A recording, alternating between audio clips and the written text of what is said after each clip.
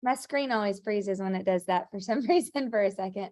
Um, I'm really excited to share with you guys today something that I actually learned at church this weekend. And it's some of it is spiritual and faith-based. So if you are, awesome, and if you're not, that's okay too, because you can listen to the other parts of it. But it's all about dealing with stress. Also, Adam is here, so he's going to chime in Good morning. on some things as well. Oh, hold on, I'm about to knock the whole shelf of books off. Okay. So I'm really excited to share with you guys. This was interesting to me, but some of you know this, but I watch like several, let me pull my slides up 1 second, several different church services, because we've met pastors. There we go. That's a little better. We've met different pastors from across the country who pastor different churches through the John Maxwell Network that we're a part of. And so on Sundays, we go to our church, but then I listen to, between Sunday and Monday, I listen to probably like 4 or 5. Let's be real for a second. On Sunday, we get our holy on all day long. Wake up to worship music. It's great. He said it's great. It is great. It's good for you. So this one came from Chris Hodges, who is actually a pastor in Birmingham, Alabama. And so at the end of the year, they have thousands of people. They're a huge mega church. He's best friends with John Maxwell, so we've gotten to know him, and I just think he's so smart when it comes to spiritual side of things. And they poll their entire congregation, and they ask them what's the one thing that they want to talk about. Abby said that's true. I've witnessed. She must have been with me on a Sunday. They polled their entire congregation, and the one thing that they wanted him to teach about this year was stress. And I was like, well, that doesn't really surprise me considering the last couple of years that we've had. Oh gosh, I forgot my next slide. Let's start with something grateful and some gratitude while I'm telling you guys the back part of this. Type something in the chat. One thing that you are Grassy Josh on for the first time in typing. I love it. One thing you are grateful for today in the chat, please. And let's see what you guys are grateful for. Coffee. Perfect. Love it. Love it. Love it. We have Jeremy joining. Yes, the leadership team. That's an awesome, grateful. Oh, I see Allie in there. Monica, you took mine. I was going to say fall in the cooler temperatures. I love it. Oh, Melissa, thank you. I thought about you all afternoon yesterday, by the way. Fall is here. Yes, totally. 2 new mentors. Curtis, Wednesday morning mindset. Love it. Family. Oh, we got a lot going on. Early fall walks. Brooke, Adam did his this morning. I did not. I've got to get my walks back together. I'm off of routine, but Adam did his here in Kentucky, and he's used to sweating in Charleston. And he came back in and put his cold hand on me, and I was like, stop. That's what you get. 2 days in a row, 55. Turn on the heat, Kentucky, please. Oh, Josh is on from St. John, vacay with family. Heather and I have been having FOMO over all of your pictures. UK football, Abby said, love it. Dependable cars need to replace the transmission. These are great. Having a bed to wake up and a roof over your head. Yes, your friends. Oh my gosh, you guys, it makes me feel grateful when you guys type all the things you're grateful for. I love it. Okay, so stress. Stress. I want to talk about this a little bit today. Why is that orange light over there flashing on my screen? Somewhere in the waiting room. No. Now they are. You're spotlighted.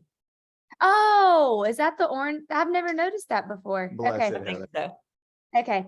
So stress. So there's lots of things that bring stress into our life.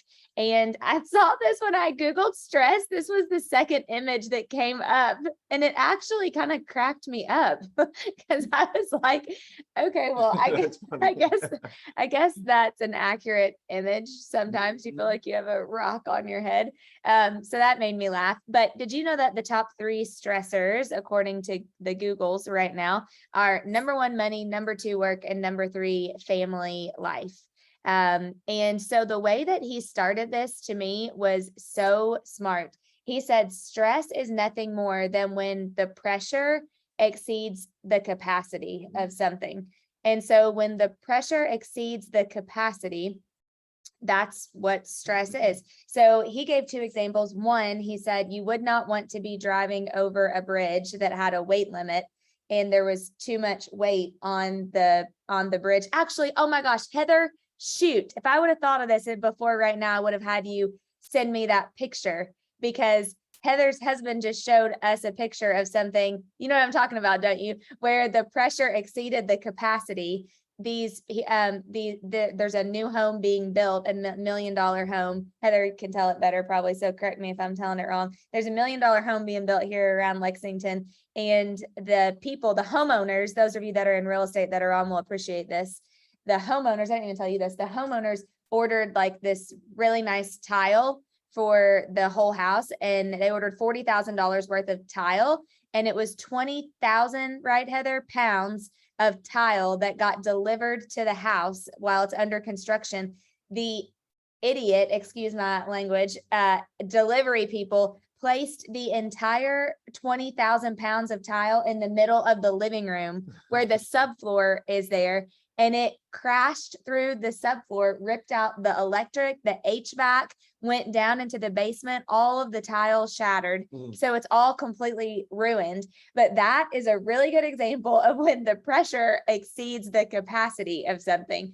And when Chris Hodges was actually, oh man, okay, hold on. And now I got to show you guys this, because I got to show you the pictures because it's wild.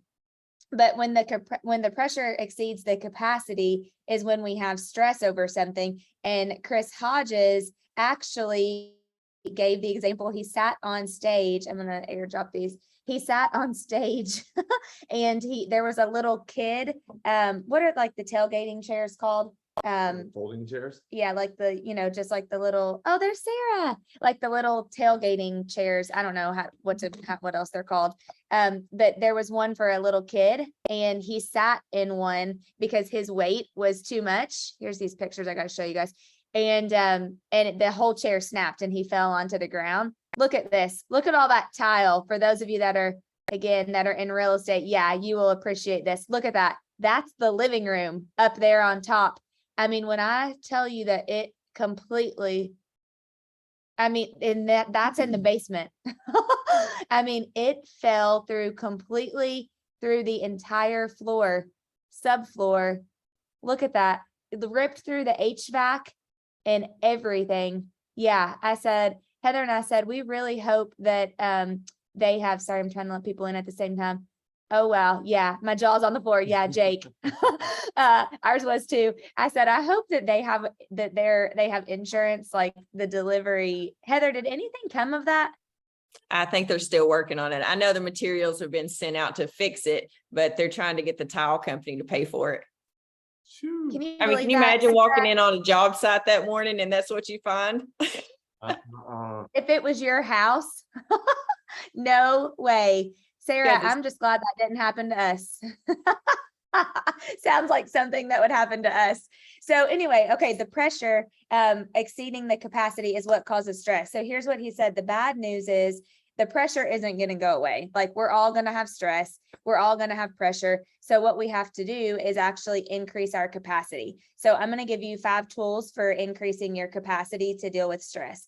If you are a person of faith, I put in the verses that he shared with us. If you want to write those down, I know some of you like those, so I put those in here. So number 1, your capacity increases when we allow our minds and bodies to recover. And I feel like I should put a piece of tape over Adam's mouth during this part because I'm not great at this. This is the one that I need the most help with. But he did give the example of a man. He told a story of a man chopping a tree down, and he was chopping over and over and over and over again. And someone walked up to him and said, why don't you take a minute and sharpen your axe, sharpen your saw? And he said, because I don't have time. Mm-hmm. And so he was continuing to do the same thing over and over again without stopping to sharpen his saw, for lack of better words, or his axe to make himself better. And so the point of this is we have to sharpen our saws. We have to take the time to do those things and recharge and allow our minds and our bodies to recover, because we have imbalances in the way that we live. Anything you would add to that? No, that's really good. You just gotta be, what I love about that one is Oopsie. being aware, right? Being aware that your axe isn't that sharp. If the tree's not falling down after so many hits, you better take a step back and realize what's really going on here, other than you just not being strong enough. Yeah, he said that we all have the imbalances in our life. Mhm. And so for those of you that are people of faith, he said this is what the Sabbath is about. And I've been listening to so many messages lately about the Sabbath, and I'm terrible about that, to be totally honest, because Sunday typically is like my only day to Mhm. get stuff done. I like to do laundry and work and go run errands No worship and music all day long. do a bunch of stuff that I need to do instead of actually resting. So our first tool is we have to, in order to increase our capacity to deal with stress, we have to allow our minds and our bodies to recover. The second way, he said, our capacity increases when we know who we are. Mm. And this one is really good. Did you know that we are living in the most narcissistic time on earth? Curtis, other than you not being strong enough, yes. We are living in the most narcissistic season. And the reason, a lot of the reason for that is social media. Social media increases that in a huge way. And I know we all can fall victim of that. I think social media, are you? I took a selfie. Oh, Yeah. stop. He's kidding. Social media, social media actually can be, I think, used for really great things and then also for not so great things. And Chris Hodges talked a lot about the enemy likes to live in this space because that's how we get into our self-talk. And so a lot of times when we're feeling stressed, it's because our self-talk is not great or hasn't been great. And it's because a lot of the reason, most of the time, is because comparison. And I don't have this on here, but many of you know one of my favorite quotes of all times is Craig Groeschel. The quickest way to destroy something special is to compare it to something else. And a lot of times comparison is one of those things that it creeps into our self-talk, and it takes away who we are. And he shared an Eleanor Roosevelt quote with us that I loved, which is, no one can make you feel inferior without your consent, because you are in charge of how you feel and your emotions. And so people can't make you feel that way if you don't let them make you feel that way. And actually, when I saw that, Heather, I actually thought of you, because Heather does a really good job of not letting what other people think Bother her. bother her. Mhm. Yeah, she could really care less. And so I think sometimes it's really good for you to know people like that, or to just recognize, and then you'll appreciate this story. Adam loves when I give a good country reference to something. But he talked about ruminating cows. And I don't know if you guys knew this or not, but cows ruminate. And what that means is they graze and they eat grass and they swallow it. And then they actually, Curtis, you'll get a kick out of this. They throw it back up. And actually, Caitlin, if Caitlin Gentry is on, she gets like queasy over stuff, so she's not gonna like the story. Cows, they ruminate, they eat the grass, they graze, they throw it, they swallow it, they throw it back up, and they chew it some more. They swallow it again, they throw it back up, and they chew it some more. That's what they do. And the reason is because they want to get every single like bit of nutrients out of that, out of the grass that they're eating. So they constantly swallow, throw it up, chew it, swallow, throw it up, chew it. That's what they do. And that he gave that example by saying that that's what we do with our negative thoughts. We have them, we try to push them down, and then they come back up, and then we push them down again, and then they come back up again. And we're constantly ruminating over our negative thoughts. And that has to do with who we are and our self-talk, Michelle. And that's part of it. And so he also said, and I'm guilty of this sometimes too, but I know people who are, and sometimes it drives me nuts when they say it, but he said, we've gotten really bad about saying, you know what, I need to process that. Let me think through that. And he said, really, you need to take the word processing out of your vocabulary, because it's not about what you think. You should be going to God or to a higher power. Curtis said, I'm sick, over things, instead of relying so much on yourself. But once you know who you are, you don't have to process through those things, because it either aligns with your values or it doesn't align with your values. It either is part of what you believe or it's not part of what you believe. Were you gonna say something? No, Okay. And so, and then also he said, this is for people of faith too, but when you have God confidence, the pressure goes away. You don't have to worry about the rest. So, it's funny, I just put a sticker on my computer yesterday that I got at church on Sunday. It said, if you have time to worry, you have time to pray. oh yeah, I like that. Did you Mhm. get me one of those? No. Unbelievable. Okay, number 3 way for increasing your capacity to deal with stress is to know what you were created for. So this is about really knowing what your gift is, like what's your spiritual gift. It's confirming and knowing your calling. And I think sometimes I am guilty of this too, but we struggle with this and not really knowing, like there's so many books about finding what you were meant to do and like what's your calling and what's your, what were you like put on earth to be able to do. And I think it's not just one thing. I think there can be a lot of things about this, but the thing that I took away the most about this, hold on, I got to read Josh. He said his mama always used to stop ruminating over the stress and then she would call you a cow if you continued. So then she used the term cow as a term of endearment. Love That's that. good. That's really good. See, I'm not the only one talking about ruminating, puking cows. Totally must be a country thing. So this part really struck me. He said, your calling has a competitor. And I was like, ooh, that hit. So he said, sometimes you may know what your calling is, but your competitor could be your career or you're too busy. Or gosh, there's so many different things that can take away from you actually acting out what it is. He said it's whatever competes with your calling and keeps you from your peace. Mhm. So if you, in order to increase your capacity to deal with stress, you have to really know what you are meant to do. And a lot of you will resonate with this, but when you are actually, you can answer it in the chat. When you're doing something that you feel like is really your calling or your best at, do you feel like your stress minimizes? I do. I feel like when I'm doing something that I'm called to do, or like I'm passionate about, I guess you could say, then I feel like my stress decreases a lot because I'm not focused on something that's outside of the realm of my capacity. Yeah. Yes. Diane said definitely. Yes, totally.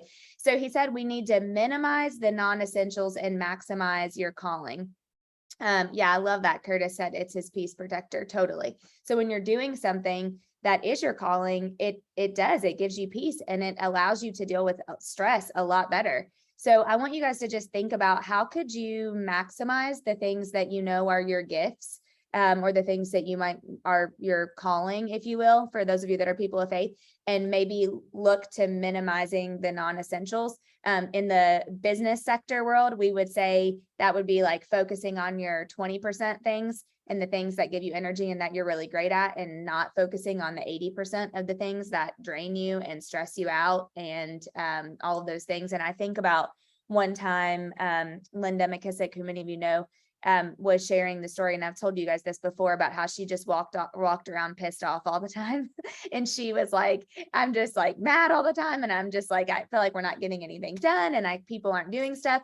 And so she reached out to Gary Keller and she said, I need help with this. And he said, Linda, it's because the people that are around you, their maximum is your minimum. And you have to find people to surround yourself with that their maximum is your maximum, because many of you that are high achievers and high producers and high drivers know the feeling of working with people who maybe their capacity is not as high as yours.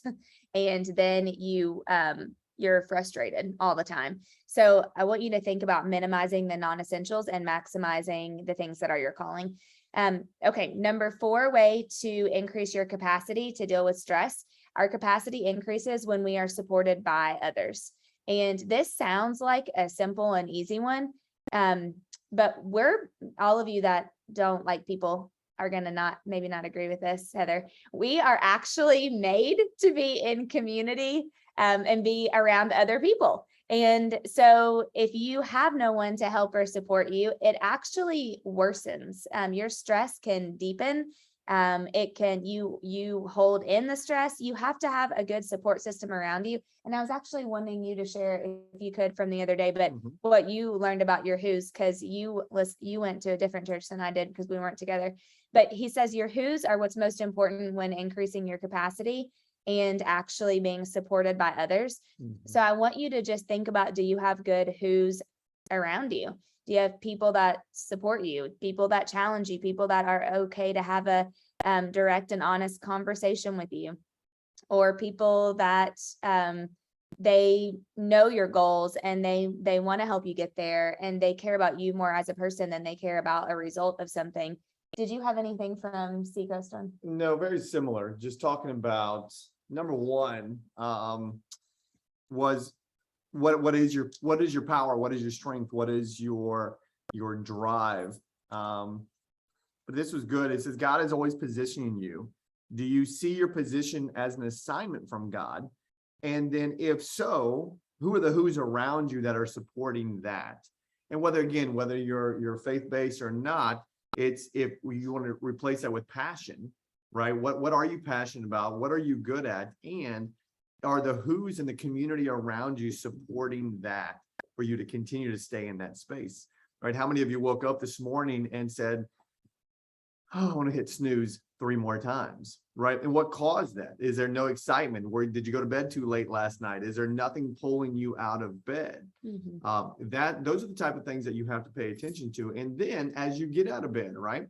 Is there a who or an accountability or a support group around you, right? What does that look like? I'm walking in 55-degree weather. I do not like to be, number one, in 55-degree weather. Number two, walking and running to me is a no bueno. However, health is important to me, right? And so the community that I've surrounded myself with, that space, is accountability. And so I have to have accountability to these walks. So that's what I took away from church around the who's. So think about, what who's do you have? Do you feel like you have good who's already, or do you feel like you need to go get some more who's in your life?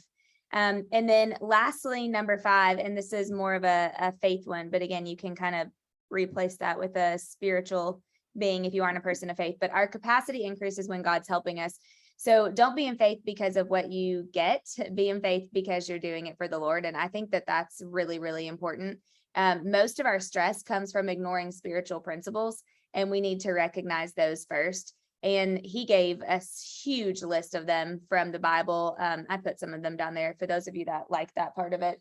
But it is true. And I believe that. I do think that a lot of the stress that we have is sometimes because we ignore the spiritual principles, even the spiritual principle of resting 1 day a week, of actually honoring a Sabbath and honoring 1 day. I mean, that's a huge principle that if we actually did that would decrease a lot of the stress that we have.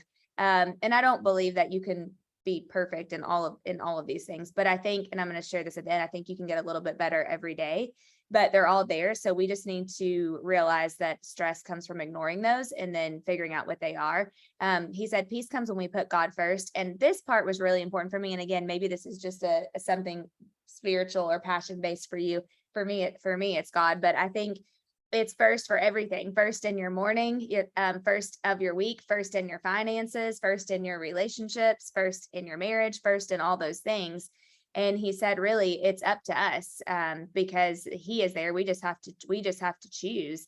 And I think ultimately, oh, Emily, perfect. Love that. Emily said one of those is her favorite.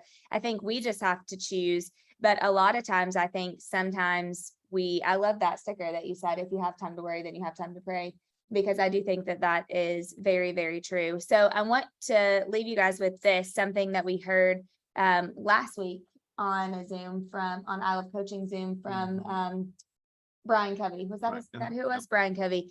And he said this, many of you have heard this, that you should just, if you're working to get better at something, if you just get 1% better every day, then you're on track to do that. So the math is actually 1% of your day is like 14, just under 15 minutes, 14 point something minutes, 14 minutes, something seconds. So round it up to 15 minutes. So I took away from that, and I thought that was such a good aha. I've shared it with so many people. If you're working to increase your capacity to deal with the stress, because remember, stress isn't going to go away. The pressure, if we go back to the beginning, for those of you that were late, or hopped on later. Stress is nothing more than pressure exceeding capacity. So when the pressure exceeds the capacity, that's when stress happens. So if you think about it, if you can just get 1% better every day at increasing your capacity, what could you do? How could you take 15 minutes? Josh, I know, me neither. How could you take 15 minutes today, and maybe every day for the rest of this week? And what could you do to work on increasing your capacity to deal with the stress? If any of y'all find a way to get rid of the stress, awesome. Let me know. I haven't figured it out yet. It's stress still happens, but if we can increase our capacity to deal with it, like this was a game changer for me. So I hope you guys got a lot of value out of it too. And I really think that if we can just increase our capacity, the stress isn't going to feel like that guy. Or that subfloor. Yeah, or that subfloor. Now, here's one thing that I would say, you gotta pay attention to this, because stress manifests in many different ways and it releases in many different ways. Stress has to release, the floor has to give. Yeah. Right. And so you have to pay attention to what is on the other side of that release, right? Is something breaking in your world? Is health declining because of stress? And you have to pay attention, because stress will escape. It isn't just what form is it escaping. Yeah. Mm-hmm. Yep. Love it. Perfect. So I hope you guys got value out of that. If you missed the event with Damon West, I would highly encourage you to go back and watch it. I had like 4 pages of notes while I was listening and trying to ask him questions, but it is available on the YouTube channel. I think it's on mine and it's on the One Team both. But it was so great. And I took so many takeaways from Damon. It will really just give you guys a boost for your week if you missed it. I'm actually going to go back and listen to it again as well. But any thoughts, ahas? Did you guys? Oh, thanks. Heather put the link in the chat for you guys. Awesome. Thanks, Heather. If you missed it, you can go click there. Any ahas or thoughts in the chat? Did that resonate with you? Increasing your capacity can decrease your stress. Yes. Awesome. Oh, good. Diane said she just bought his book. Awesome. Yes. Awesome. Okay, guys. Thanks for hopping on. Hope you have a great Wednesday and a great rest of your week. See you later. Guys. Yeah, Bye, everybody. Thanks, guys. See ya. thank you.